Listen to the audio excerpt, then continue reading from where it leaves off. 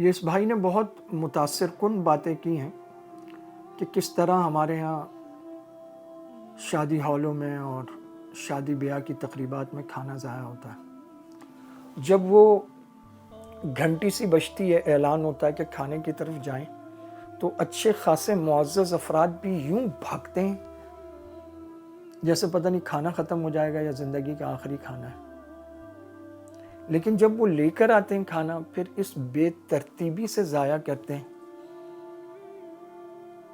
دیکھ کر افسوس ہوتا ہے، دکھ ہوتا ہے۔ اس کے لیے ایک باپ نے پتہ نہیں کیا کیا ضروریات ایک کنارے پر رکھ کر یہ پیسہ جمع کیا ہے تاکہ اپنی بیٹی کی شادی پر لوگوں کو کھانا کھلائے۔ اسلام میں نہ تو بارات ہے، نہ شادی کا کھانا ہے۔ نکاح مسجد میں، اس کے بعد کچھ معزز لوگ، دولہا کے گھر والے، قریبی رشتہ دار، یہ چلے جائیں دلہن کے گھر اور وہاں سے رخصتی کرا لیں۔ کھانا سرے سے نہیں ہے۔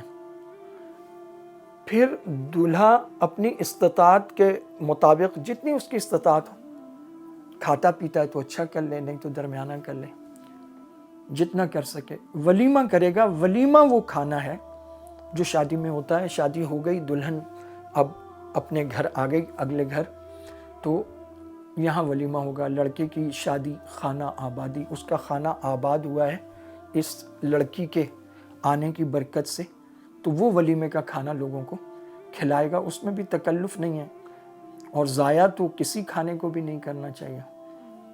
بے برکتی ہوتی ہے، اللہ تعالیٰ ناراض ہوتے ہیں، رزق گھٹ جاتا ہے۔ اور کس بے دردی سے لوگ ضائع کرتے ہیں۔ آپ بھی تو پیسے کماتے ہیں، آپ بھی تو محنت کرتے ہیں، آپ نے بھی تو کل کسی کو کھانا کھلانا ہے، آپ کے گھر میں بھی تو بیٹیاں ہیں۔ اللہ کا واسطہ، یہ جو مجموعی بے حسی کا شکار ہو گئی ہے ہماری قوم، اس سے باہر آئیے۔ چھوٹی چھوٹی چیزیں ہم ٹھیک کریں گے انشاءاللہ تو اللہ کی تعالیٰ کی رحمت اترے گی۔